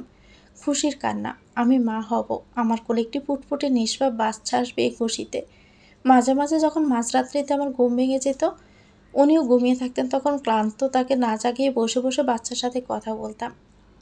আমার বাচ্চাকে আমি কত গল্প শুনিয়েছি, আর আমার বাচ্চাটা আজ সেসব না দেখেই চলে যাবে। এতটা পাষাণ আমাকে হতে বলবেন না। আমি এই পৃথিবীতে অনেক বেঁচেছি, অনেক কিছু দেখেছি, অনেক সুখ পেয়েছি, অনেক অনেক ভালোবাসা পেয়েছি। আমার আর বাঁচার প্রয়োজন নেই, কিন্তু এই সুন্দর পৃথিবীটাকে আমার বাচ্চা এখনো দেখেনি, তার বাঁচার প্রয়োজন আছে। আমি আমার এই বাচ্চাটাকে বাঁচাতে চাই। আপনারা প্লিজ আমার বাচ্চাটাকে বাঁচান। নিজের বাচ্চাকে বাঁচানোর জন্য আমাকে আমার আপন মানুষদের কাছে কেঁদে কেটে হাত জোর করে আকুতি মিনতি করতে হলো। একসময় অব্র আমাকে থামিয়ে বলে উঠলেন, ব্যাস, এবার থামো, অনেক কথা বলে ফেলেছ। তুমি যা চাইছো সেটা কখনো সম্ভব না। আমি তোমাকে নিয়ে এক বিন্দু রিস্ক নিতে পারবো না। আমি হঠাৎ কান্না থামিয়ে মুখ শক্ত করে বললাম, আপনি যদি আমাকে তা না করতে দেন, তবে আমি আজই এই হাসপাতালের ছাদ থেকে আমার বাচ্চা পেটে নিয়ে লাফ দিয়ে মরব। যে অব্র আমার প্রেগনেন্সির পর আমার গায়ে একটা ফুলের টোকাও লাগতে দেননি, সে অব্র আমার এই কথায় সবার সামনে আমার গালে জোরে ঠাস করে একটা সর বসিয়ে দিলেন। সবাই চমকে উঠে মুখে হাত দিল, কিন্তু আমার মুখের কোনো ভাবান্তর হলো না। তিনি দ্রুত রুম থেকে বেরিয়ে গেলেন, আর যাওয়ার সময় হাত দিয়ে দরজায় প্রচণ্ড জোরে ঘুষি দিলেন, কারণ তিনি বুঝতে পেরে গিয়েছিলেন আমি আমার সিদ্ধান্তে অনড়। ডাক্তার রাজি আন্টি আমার কপালে আলতো করে একটি চুমু দিয়ে বললেন, আজকালকার হুটহাট অ্যাব্রেশনের যুগে তুমি একটি মহৎ নিদর্শন দেখিয়ে দিলে ওরু। সত্যি বলতে কোলের বাচ্চাকে নিয়ে মানুষ যতটা করে, গর্ভের বাচ্চার জন্য কেউ এত বড় রিস্ক নেয় না। এমন কেস আমি অনেক দেখেছি, যেখানে বাচ্চা আর মায়ের মধ্যে যে কোনো একজনকে বাঁচাতে হয়। সবাই কষ্ট পায়, পাগলের মতো কান্না করে, কিন্তু কেউ শুধু বাচ্চাকে বাঁচানোর সিদ্ধান্ত নেয় না। আর তুমি এতটুকু মেয়ে হয়ে নিজের জীবন দিয়ে বাচ্চাকে বাঁচাতে চাইছ। সত্যি, তুমি আজ আমাদের সব মায়েদের হারিয়ে বড় হয়ে গেলে। একটি মেয়ে বাচ্চা জন্ম দেওয়ার পর একজন মা হয়, আর তুমি বাচ্চা জন্ম দেওয়ার আগে একজন মা হয়ে গেছো। সে মা যে তার বাচ্চার জন্য সব করতে পারে। আমি আমার সমগ্রটা দিয়ে আপ্রাণ চেষ্টা করব তোমাদের দুজনকে বাঁচাতে, বাকিটা আল্লাহর হাতে। আমার চিন্তা চেতনা তখন পারিপার্শ্বিক সব বাদ দিয়ে এককেন্দ্রিক হয়ে গিয়েছিল, শুধু আমার বাচ্চাকে ঘিরেই। আর কোনো কিছুই আমার মাথায় ছিল না। শীঘ্রই আমাকে মেডিসিন দিয়ে লেবার পেইন আনা হলো। অব্র হাজার চেষ্টা করেও আমার উপর রাগ করে দূরে সরে থাকতে পারলেন না। কিছুতেই আমাকে একা ছাড়বেন না। আমার সাথে ডেলিভারির সময়ও থাকার জন্য পাগল হয়ে গেলেন। চিৎকার চেঁচামেচি শুরু করে দিলেন। অবশেষে পাশ্চাত্য দেশের মতো ওনাকে আমার সাথে ভিতরে থাকার পারমিশন দেওয়া হলো। তার হাত ধরে আমি প্রসব বেদনার অসহ্য যন্ত্রণা তাতে দাঁত চেপে সহ্য করতে লাগলাম। কিন্তু এই কষ্ট যে সহ্য করার মতন না। এতটা যন্ত্রণা, মনে হচ্ছিল মৃত্যুর যন্ত্রণা এর থেকে সহনীয়। যন্ত্রণায় অব্রর হাত খামচে ধরে আমি শুধু পাগলের মতো বিছানায় দাপড়াতে লাগলাম। উনি আমাকে সাহস দেবেন কি? ওনার নিজেরই হাত থরথর করে কাঁপতে লাগলো। আমার হাতটা তার মুখের কাছে চেপে তিনি ব্যাকুল হয়ে কাঁদতে লাগলেন। এত এত যন্ত্রণার মাঝেও আমাকে একটি চিন্তা, একটি ভয় গ্রাস করে যাচ্ছিল। আমার বাচ্চাটা বাঁচবে তো? যন্ত্রণার নিচে ঠোঁট জোরে কামড়ে ধরে আমি দোয়া করলাম, আল্লাহ, আমার সমগ্র জীবনের পরিবর্তে তুমি আমার বাচ্চাটাকে বাঁচিয়ে দিও। ডাক্তাররা হঠাৎই একে অপরের মুখ চাওয়াচাওয়ি করতে লাগলেন। তাদের মুখে আতঙ্কের ছাপ স্পষ্ট। আর সে আতঙ্ক যে আমার বাচ্চাকে নিয়ে, তা বুঝতে আমার অসুবিধা হলো না। সে আতঙ্ক মুহূর্তে আমার মধ্যেও সেয়ে গেল। এত কিছুর পরেও কি আমার বাচ্চাটা বাঁচবে না? অসহ্য নিদারুণ যন্ত্রণায় আমার হঠাৎই মনে হতে লাগলো আমি কোনো এক অতল গহ্বরে তলিয়ে যাচ্ছি। কোনো এক সুদূর অজানায়, যে অজানাকে পুরোপুরি জানতে পারার পর কেউ আর ফিরে আসে না। সে অতল গহ্বরে তলিয়ে যাওয়ার আগ মুহূর্তে আমার হঠাৎই মনে হলো আমার বাচ্চার জীবনের জন্য আমাকে কোনো কিছু ত্যাগ করতে হবে। ত্যাগ ছাড়া জীবনের এই বড় প্রাপ্তি আমি পাবো না। কিছু একটা ত্যাগ করতেই হবে, অনেক বড় একটা কিছু। এতটুকু পড়তে দূর থেকে বাবার গলার আওয়াজ পেয়ে আয়ের ঝটপট হাতের নীল রঙের ডায়েরিটা বিছানার চাদরের নিচে লুকিয়ে ফেলে। একটা গল্পের বই হাতে নিল। তার ছোট ছোট ধপধপে পশরা হাত দিয়ে চোখে থাকা গোল প্রেমের চশমার ডাট ধরে ঠিক করলো। ব্যস্ত ভঙ্গিতে অব্র রুমে এসে ছেলেকে দেখে থমকে গেল। বাবার মতোই সাদা শার্ট, কালো প্যান্ট পরে একদম রেডি হয়ে বসে আছে সে। এমনি হাতে কালো মোটা ফিতার গড়ি। শার্টের হাতাটা একদম হাত পর্যন্ত বোতাম দিয়ে আটকানো। সিল্কি কালো চুলগুলো কপালে এসে আড়াআড়ি করে পড়ে আছে। গোল প্রেমের চশমা চোখে নিয়ে বোধ হয়ে আছে সে গল্পের বইয়ে। দেখে মনে হচ্ছে একজন সাক্ষাৎ দেবদূত। রূপকথার রাজ্যের পথ হারিয়ে ভুল করে এখানে এসে পড়ে বিছানায় পা ঝুলিয়ে বসে আছে। ছোট্ট গোলাপি ঠোঁট আলতো করে চেপে একবার বাবার দিকে আড়চোখে তাকানোর চেষ্টা করেই আবার বইয়ের পাতায় দৃষ্টি নিল আয়াস। কিছুক্ষণ ছেলের দিকে একদৃষ্টিতে তাকিয়ে থেকে অভ্র মিষ্টি করে হাসল। এতটুকু বয়সে অসম্ভব ধরনের ম্যাচুরিটি ধারণ করে আছে এই ছেলে। মাত্র 6 বছর বয়সে কি সাংঘাতিক রিডিং পড়তে পারে। সারাক্ষণ গল্পের বই নিয়েই পড়ে থাকে। ছেলের দিকে তাকিয়ে মিষ্টি করে হেসে অভ্র বলল, একা একাই রেডি হতে গেলে কেন শোনা? বাবা এসে করে দিত। আয়াস মুচকি হেসে বলল, বাবা তুমি তো আমার সব কিছুই করে দাও, তাই আমি একটু করলাম। আমি এখন একা একা রেডি হতে পারি। বাবা, আমার বাবাটা আজ দেখছি হুট করে অনেক বড় হয়ে গেছে। আয়াস লজ্জা পেয়ে মাথা নিচু করে ঠোঁট চেপে হাসল। তুমি তাহলে একটু বসো আয়াস, আমি ঝটপট হাতের কাজটা সেরে নেই। বাবার কথায় আয়াস মাথা নাড়িয়ে সায় দিল। হাতের ওয়ালেটটা বিছানায় রেখে অব্র একবার টেবিলের উপর অগোছালো হয়ে পড়ে থাকা কাগজগুলো দিকে তাকিয়ে আলমারির একটি কাবাট খুলল। সেখান থেকে একটি ফাইল বের করে কি যেন দেখতে লাগলো। আয়াস আস্তে করে তার পাশ থেকে বাবা রাখা ওয়ালেটটা হাতে নিয়ে খুলে দেখল। সেখানে নীল শাড়ি পরা একটা মেয়ের ছোট্ট ছবি। মেয়েটির চুলগুলো কানে গুজে রাখা, মাথাটা হালকা নিচু করে মেয়েটির সামনের দিকে হঠাৎই চোখ তুলে তাকিয়ে লাজুক মুখ করে দাঁড়িয়ে আছে।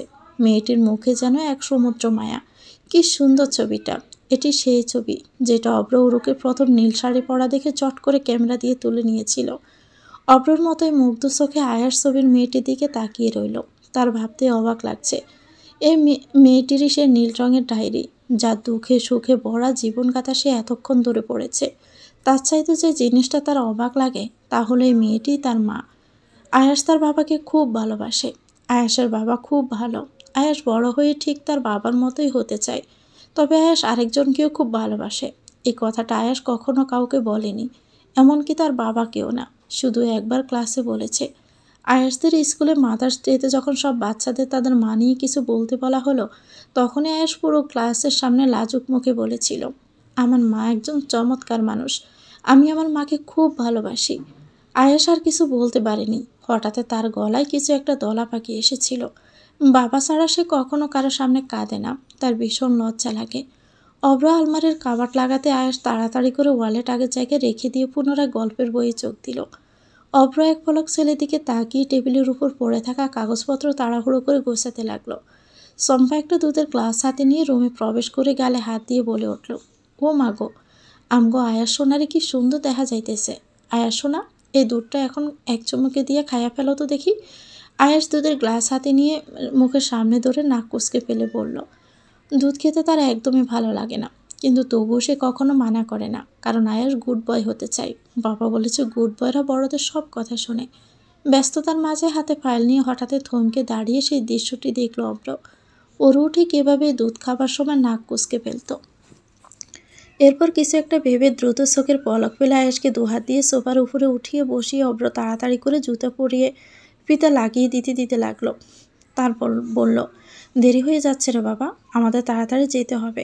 ঝটপট জুতোর ফিতা লাগিয়ে অব্র আয়েশের হাত ধরে হাঁটতে চাইল, কিন্তু আয়েশ হঠাৎই তার বাবার হাত টেনে ধরে আস্তে করে ডাকলো, বাবা। অব্র থেমে পাশে ঘুরে তাকাতে আয়েশ নিচু হয়ে ঝুঁকে অব্র জুতোর ফিতা লাগিয়ে দিতে লাগলো।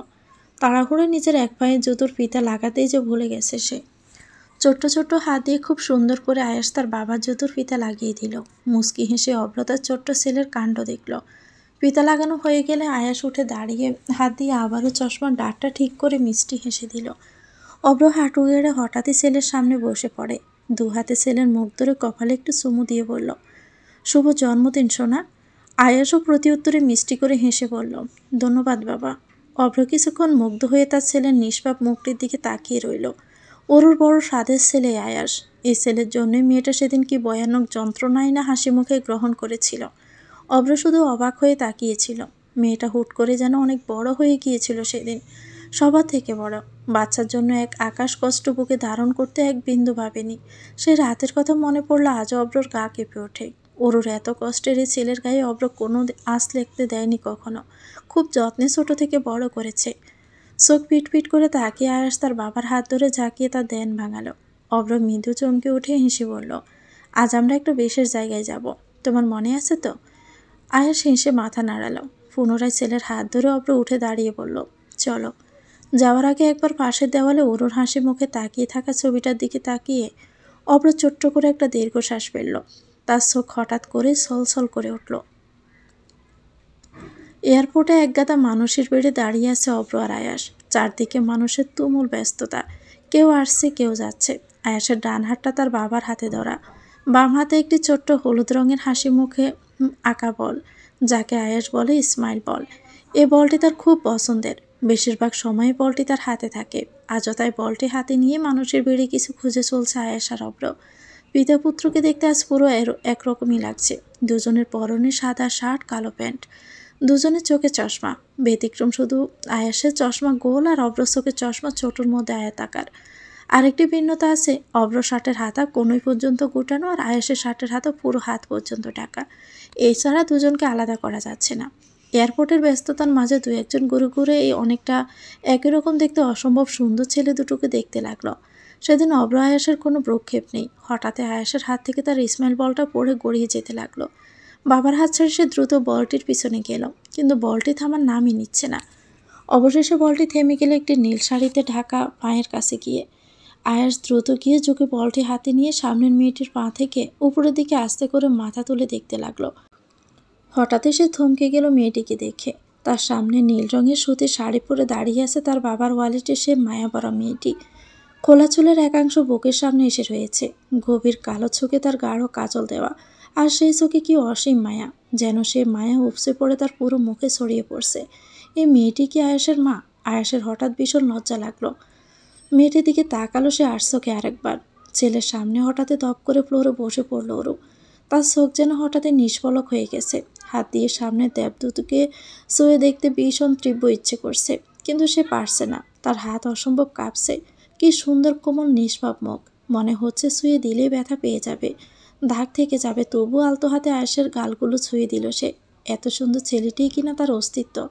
ভাবতেই ওর পুরো শরীর এক অন্যরকম অনুভূতি খেলে গেল। হাতগুলো নিজের মুখে রাখলো। ওর সামনে দাঁড়িয়ে আছে তার নিজের অস্তিত্ব, অব্রর অস্তিত্ব, ওরু আর অব্রর ভালোবাসার অস্তিত্ব, তার বাবু। এই ছেলেকে জন্ম দেওয়ার জন্যই সেদিন ওরও কি অসহনীয় কষ্টই না ভোগ করেছে, কিন্তু মাতৃত্বের স্বাদের কাছে সে কষ্ট যেন আজ কিছুই লাগছে না। এই ফুটফুটে নিষ্পাপ ছেলেটির সামনে দাঁড়িয়ে ওরুর মনে হলো এমন কষ্ট সেই মুক্তির জন্য বারবার নিতে প্রস্তুত। এই ছেলের জন্যই তো ওরও সেদিন দিয়েছিল অনেক বড় ত্যাগ।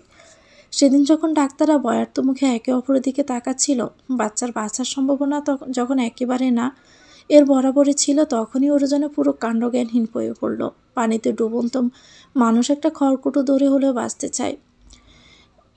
হুট করে ওরও তখন মনে মনে আল্লাহর কাছে একটি বড় কিছু বলে বসলো।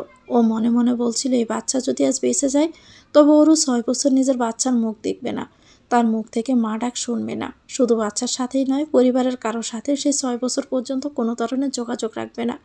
নিজের এত বড় কষ্টের পরিবর্তে ওরও চেয়েছিল শুধু তার বাচ্চাটারই প্রাণ।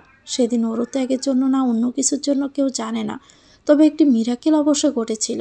অনেক কষ্টের পর, অনেক প্রার্থনার পর ওর ছেলে জন্ম নিল। এসে চিৎকার করে কেঁদে তার সুস্থতা জানান দিল। ওরও বেঁচে গিয়েছিল সেদিন। ডাক্তাররা ভীষণ খুশি। অব্র ছেলেকে কোলে নিয়ে কাঁদতে কাঁদতে কানে কানে জোরে আজান দিল। তারপর ছেলেকে দেখানোর জন্য ওরুর কাছে নেওয়া হলো, কিন্তু ওরও দেখলো না। গাড় গড়িয়ে চোখ বন্ধ করে রইল। অনেকের কাছে যুক্তিহীন মনে হলো নিজের ছেলে জীবন নিয়ে আর এক বিন্দু রিস্ক নেবে না ওরও। তাই সে ত্যাগের বোঝা বইতে সুস্থ হওয়ার কিছুদিন পরে সবার থেকে দূরে 6 বছরের জন্য যুক্তরাষ্ট্রে পাড়ি জমায়। ছেলে থেকে দূর, অব্র থেকে দূর, পরিবারের সবার থেকে দূরে। নিজেকে 6 বছরের জন্য এক প্রকার নির্বাসনেই রেখে দিয়েছিল ওরও। যে ছেলেকে বাঁচানোর জন্য এত কিছু করলো, সে ছেলের মুখ থেকে একবারও মা ডাক শুনতে পায়নি সে।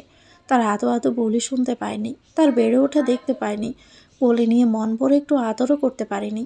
বুক ভরা হাহাকার নিয়ে একা পড়ে রয়েছে বিদেশে। এই ছিল তার সন্তানের জন্য তার ত্যাগ, মস্ত বড় ত্যাগ। কারোর সাথে যোগাযোগ ছিল না।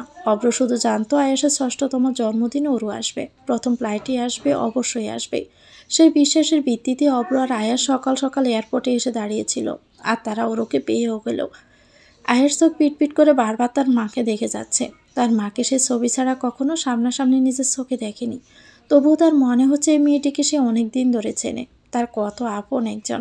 6 বছরের ছোট্ট আয়াস তার মায়ের ডায়েরির বেশিরভাগ কিছুই বুঝতে না পারলেও এতটুকু ঠিকই বুঝতে পেরেছে তার জন্য কোনো এক কারণে তার মা এতদিন দূরে থেকেছে। আয়াসের চোখ কেমন জ্বলছে, ওর চোখেও পানি এসে পড়ছে।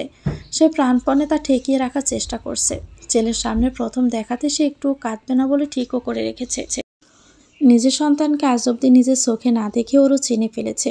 দূরে অভ্রকে দাঁড়িয়ে থাকতে দেখে তার সামনে তার মতো দেখতে ছোট্ট বাচ্চাকে দেখে ওরও চিনতে অসুবিধা হয়নি যে এই তার ছেলে আয়াস।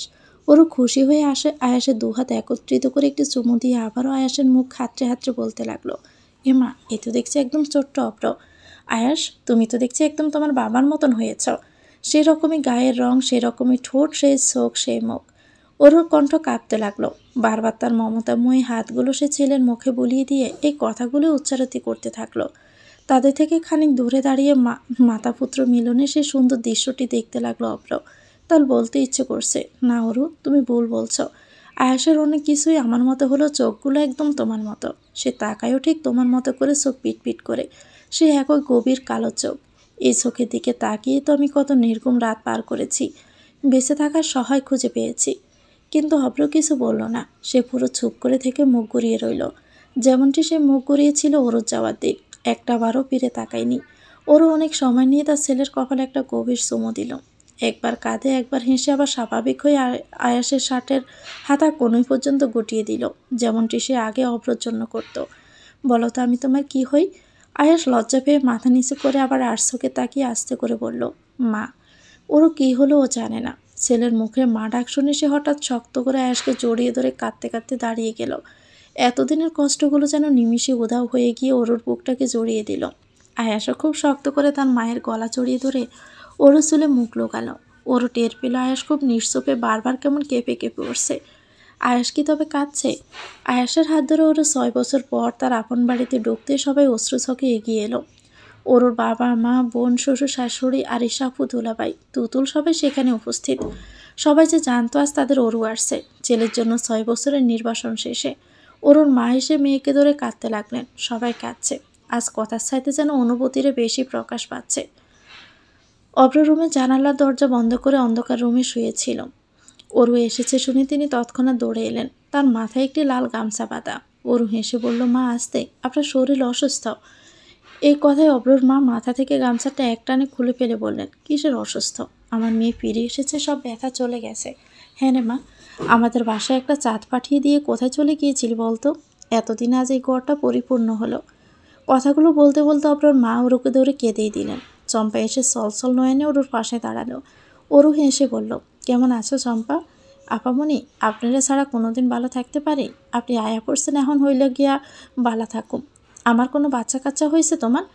কি কন আপামনি, আমারে যে বিয়ে করাইলো হেরেই যদি প্রথম বাচ্চা না দেহে, হেলে কেমন হইব? আপনি আইসেন, এখন আপনাকে দোয়ায় যদি আমারও একটা বেবি হয়।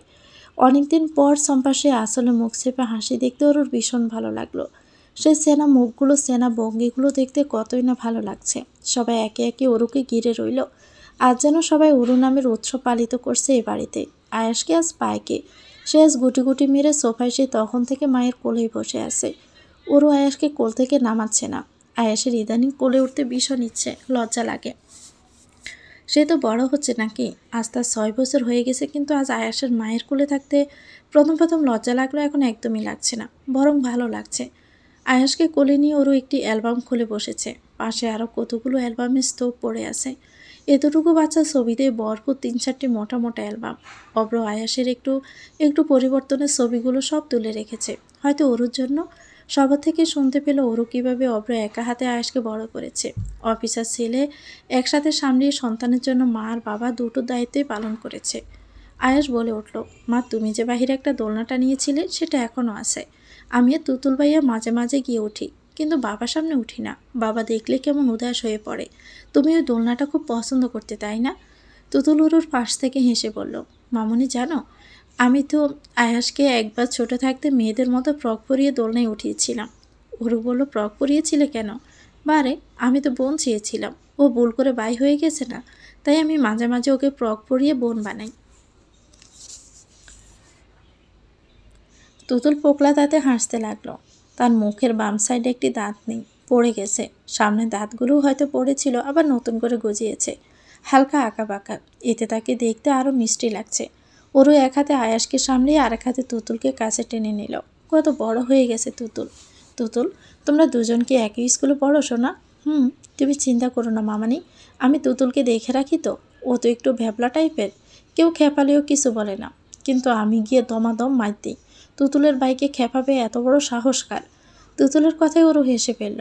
আয়াস লজ্জা পেয়ে মায়ের বুকে মুখ লুকালো। এই তুতুল ভাইয়াটাও না মায়ের সামনে আয়াসের নামে কি যে বলা শুরু করেছে। আয়াসের বুঝি লজ্জা লাগে না? ওরও আলতো হাতে আয়াসের মুখ তুলে জিজ্ঞেস করল, আয়াস বাবা তুমি কিভাবে জানলে আমি কৃষ্ণচূড়া গাছের সাথে বাঁধা ওই দোলনাটা পছন্দ করি? তোমাকে কে বলেছে? আয়াস উৎফুল্ল হয়ে বলল, কে আবার? বাবা বলেছে। বাবা আমাকে তোমার অনেক অনেক গল্প শুনিয়েছে। আমরা প্রতি রাতেই তোমাকে নিয়ে গল্প করে ঘুমাতে যাই।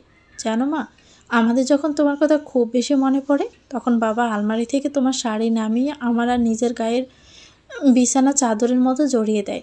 তারপর আমরা তোমার শাড়ি গায়ে জড়িয়ে রেখে দুজন দুজনকে ধরে ঘুমিয়ে থাকি। সেখানে তোমার গন্ধ পাওয়া যায়। আর কেউ পায় না, তবে আমি আর বাবা পাই। বাবা মাঝে মাঝে তোমাকে অনেক মিস করে জানো তো, আমার থেকেও বেশি। তখন বাবা চুপি চুপি ঘুম থেকে উঠে তোমার ছবি বুকে ধরে কাঁদতে থাকে। বাবা ভাবে আমি ঘুমিয়ে গেছি, কিন্তু আমি তো সবই দেখে ফেলি। কথাটা বলে আয়াস মুখে হাত দিয়ে ফিক করে হেসে ফেলল। ওরও একটু প্যাকাশেভাবে হেসে উপরে অব্র রুমের দিকে তাকালো। এখানে সবাই থাকলেও অব্র নেই। গাড়িতে অব্র ওর সাথে কোনো কথা বলেনি, তার দিকে একবার তাকিয়েও দেখেনি। বুকে দুহাত গুজে অব্র দাঁড়িয়ে আছে নিজের রুমে খোলা জানালার সামনে। তার চোখগুলো আজ গভীর অভিমানে সিক্ত। ওরও আস্তে করে রুমে এসে দরজার কাছে দাঁড়ালো। পিছন থেকে অব্রকে অস্পষ্ট স্বরে ডেকে উঠল, কিন্তু অব্র কোনো সাড়া দিল না। কিছুক্ষণ থেমে আবারও ওরও ডেকে উঠতেই অব্র শুধু বলল, তোমার ছেলে নিচে আছে। ওরও হঠাৎ দৌড়ে এসে কাঁদতে কাঁদতে অব্রকে শক্ত করে পিছন থেকে জড়িয়ে ধরল। অব্র নিজের বুক থেকে ওর হাত ছাড়াতে চাইল। তার চোখে পানি এসে পড়েছে, কিন্তু ওরও ছাড়ছে না, খুব শক্ত করে আঁকড়ে রেখেছে। অব্র বারবার দাঁতে দাঁত চেপে বলল, ছাড়ো ওরও। ওরও কাঁদতে কাঁদতে বলল, না ছাড়বো না। অনেক কষ্ট করে ওর হাতটা অব্র নিজের বুক থেকে ছাড়িয়ে পিছনে ঘুরতেই আবারও ওরও সামনে থেকে জড়িয়ে ধরল। নিজে থেকে ওকে ছাড়িয়ে নেওয়ার আপ্রাণ চেষ্টা করতে লাগলো অব্র। বারবার বলতে লাগলো, ওরু ছাড়ো বলছি। কিন্তু ওরু তো নাছর বন্দা, অব্রকে আজ কিছুতেই ছাড়বে না সে। কাঁদতে কাঁদতে শুধু বলতে লাগলো, না ছাড়বো না, কিছুতেই ছাড়বো না। দুজনের চোখেই পানি, দুজনের চেষ্টায় আছে একজন ধরে রাখার আর একজন ছাড়িয়ে নেওয়ার। অব্র অশ্রু চোখে শক্ত মুখে বলল, একটা জিনিসই তো শুধু চেয়েছিলাম তোমার থেকে, যেমনই হোক যেভাবেই হোক আমার কাছে থাকবে। সেটাও আমাকে দাওনি তুমি। কথা দিয়ে তুমি কথা রাখোনি। বলেছিলে আমার মতো ছাড়া কখনো ছেড়ে যাবে না। তুমি একটা মিথ্যুক, ছাড়ো আমাকে। ওরও চুপ করে রইল, ছাড়ল না। অব্রর কথার প্রতি উত্তরে শুধু কাঁদলো, কিছুই বলল না। হাতের বাঁধনটা আরেকটু শক্ত করে দিল। আজ অব্র সব অভিমান ওরও চষে নেবে, কিন্তু কিছুতেই ছাড়বে না। এই ছাড়িয়ে নেওয়া ধরে রাখার প্রচেষ্টায় এক প্রকার দস্তাদস্তি শুরু হয়ে গেল সেখানে। একসময় দুজনেই হাঁটু গেড়ে পড়ে গিয়ে মেঝেতে বসে পড়ল। অব্রর চোখ থেকে চশমা পড়ে গেছে, তবু ওরও ছাড়ছে না, খুব শক্ত করে ধরে রেখেছে। আর থাকতে না পেরে অব্র হঠাৎ জ্বর করে কেঁদে উঠে নিজেকেও ওর সাথে জড়িয়ে নেয়। কতটা কষ্ট হয়েছে এতদিন তার, আজ অবশেষে ওরকে সে নিজের বুকে পেল। দুহাতে ওর মুখ ধরে অব্র অনেক সময় নিয়ে কপালে তার ঠোঁট ছুঁয়ে রাখার পর পাগলের মতো ওর গালে চোখে মুখে চুমু দিতে লাগলো। কতদিন সে মায়া ভরা মুখটাকে দেখতে পারেনি, তাই আজ অসংখ্য ভালোবাসায় 6 বছরের তৃষ্ণা সে একসাথেই মিটিয়ে নিচ্ছে। রাত প্রায় অনেক, ঘড়ির কাঁটা 10 সংখ্যাটিতে পৌঁছে গেছে। অব্র অস্থির হয়ে বারবার দরজার দিকে দেখছে। 10টা বেজে গেছে, এখনও ওরও রুমে আসার কোনো নামগন্ধ নেই। আজ ওরও নিচ থেকে কিছুতেই সাড়া পাচ্ছে না। সারাদিনভর সবাই ওরকে নিয়ে হইচই করেছে। ওর জন্য অপেক্ষা করতে করতে অব্র বিরক্ত মুখে সোফায় পা উঠিয়ে আদাসোদা হয়ে বসে মুখের সামনে একটা মোটা বই খুলে ধরেছে। চটপট করতে থাকা অব্রর মন বইয়ে কি আর লেখা আছে কিছু বুঝতে পারছে না। এই সময় ওর রুমে আসলো। অব্রকে দেখে ওর মধ্যকার সুপ্ত বাচ্চাটা এতদিন পর আবারও জেগে উঠল। সে পা টিপে টিপে পূর্বের ন্যায় অব্রর বউকে গুটিসুটি মেরে শুয়ে পড়ল। অব্র চমকে উঠে বলল, কি করছো? দরজা খোলা দাও, আয়াস এসে পড়ে যদি। বেরি পানি, এই ডায়ালগগুলো আমার দেওয়ার কথা, আপনার না। অব্র মুচকি হেসে বলল, তাহলে সেই ডায়ালগ না দিয়ে উল্টোটা করছেন কেন? ওর মুখে একটা হাই তুলে বলল, কি করব বলুন, আমার অতিরিক্ত নিরামিষকতা সম্পূর্ণ ভরের জন্য আমাকে মাঝে মাঝে ডায়ালগ এক্সচেঞ্জ করে ফেলতে হয়। আহারে ম্যাম, আপনার তো দেখছি খুবই কষ্ট। ওর মুখটা করুণ করার ভান করে সোফায় বসে বলল, আরেকটা কষ্টের ব্যাপার কি জানেন তো? আমার কষ্টটা আমার বর একদমই বোঝে না, সবসময় পিচ্ছি পিচ্ছি বলে মজা করে উড়িয়ে দেয়। So sad. এত আক্ষেপ আপনি মেটান কিভাবে? যুক্তরাষ্ট্রে থাকাকালীন হ্যান্ডসাম ছেলে দেখে দেখে মেটাতাম, এখন কি করব বুঝতে পারছি না। অভ্র হঠাৎ লাফ দিয়ে উঠে বসে পড়ল। এই, তুমি ওখানে হ্যান্ডসাম ছেলেদের তাকিয়ে তাকিয়ে দেখতে? ওরও করুণ মুখে আবারও মাথাটা উপর নিচ করে দোলাতে লাগলো। তারপর একসময় পিক করে হেসে দিল। অভ্র হঠাৎ ঝট করে ওরুকে কোলে তুলে নিয়ে বিছানায় ফেলে ইচ্ছে মতো পায়ের পাতা দুটো ধরে সুসুড়ে দিতে লাগলো আর বলল, এত হ্যান্ডসাম বর থাকতে হ্যান্ডসাম ছেলে দেখতে হয়, দেখাচ্ছে তোমায় হ্যান্ডসাম ছেলে। ওরও তখন সুরসুরিতে হাসতে হাসতে পাগল হয়ে যাওয়ার মতো অবস্থা। কোনো মতে হাসতে হাসতে বলল, মিথ্যে বলেছি, প্লিজ ছেড়ে দিন, আর বলবো না, প্রমিস। অভ্র ছেড়ে দিয়ে ক্লান্ত হয়ে হেসে ওরোর পাশে শুয়ে পড়ল। এক হাত মাথার নিচে দিয়ে ওরোর দিকে ফিরে বলল, এক বাচ্চার মা হয়ে গেছো, এখনও মাথা থেকে দুষ্টুমি যায়নি না? সে বাচ্চাই রয়ে গেলে। ওরও উঠে বসে বলল, হ্যাঁ তো, আমি 10 বাচ্চার মা হলেও আপনার কাছে এমন দুষ্টুমি করব। আর আপনাকে তা সহ্য করতে হবে, বুঝলেন মশাই? আপনার সকল দুষ্টুমি তো সেই কবে থেকে আমি গ্রহণ করতে প্রস্তুত হয়ে আছি মহারানী। কথাটা শুনে ওরও খিলখিল করে হাসতে লাগলো। অনেকদিন পর অব্র সেই হাসি মুগ্ধ হয়ে দেখল। অনেক রাতে আয়াস চুপি চুপি অব্র রুমে চলে আসলো। আজ দাদি তাকে নিজের কাছে শুতে নিয়েছিল। আয়াস অবাক, প্রতিদিন সে বাবার কাছে ঘুমায়, তাহলে আজ যেখানে তার মা এসেছে আর আজই কি না আয়াস এই রুমে ঘুমাবে না? এটা কোনো কথা হলো? আয়াস তাই দাদির চোখকে ধোকা দিয়ে এখানে চলে এসেছে। অব্র আর অরু বালিশের সাথে ঠেস দিয়ে আধা শোয়া হয়ে বসে একে অপরের হাত রেখে তাদের এতদিনে জমে থাকা কথা বলছিল। আয়াস হঠাৎ টুপ করে বাবা মায়ের মাঝখানে ঢুকে গেল, একদম অরুর কোল ঘেঁষে বসে রইল। অব্র অবাক হয়ে হেসে দিল। এই ছেলে কখনোই এমন কাণ্ড করে না, বড্ড লাজুক ছেলে যে। ছেলেকে হাত দিয়ে আর একটু নিজের কাছে টেনে নিয়ে অরু বলল, আমার আয়াস সোনা এতক্ষণ কোথায় ছিল? আম্মু কতক্ষণ ধরে তাকে খুঁজে চলছে। আয়াসের হঠাৎ দাদির প্রতি বড্ড অভিমানে মন ভরে উঠল। দেখেছ, আয়াসের মাও আয়াসকে খুঁজে বেরিয়েছে, আর আয়াস কিনা এতক্ষণ ধরে আসতে পারেনি। কতগুলো সময় যে সে মিস করলো। আয়াস মুখ ফুলিয়ে বলল, দাদি আসতে দেয়নি, আমাকে বলল আজকে তার সাথে ঘুমাতে, তাই তো আমি লুকিয়ে চলে এসেছি। আমি আমার মায়ের কাছে ঘুমাবো না বলো? আয়াসের কথা শুনে অব্র অরু একে অপরের দিকে তাকিয়ে হেসে ফেলল। অরু বলল, তাই তো, আয়াস তো তার বাবা মার সাথেই ঘুমাবে। দাদি একদমই বুঝেনি, আয়াসকে ছাড়া কি আর আয়াসের বাবা মায়ের ঘুম আসবে? অব্র ঈষৎ মুখ ফুলানোর ভান করে বলল, মাকে পেয়ে আয়াস দেখছে একদিনে মায়ের নেওটা হয়ে গেল, আর বাবা কি বুঝি ভুলে গেছে না?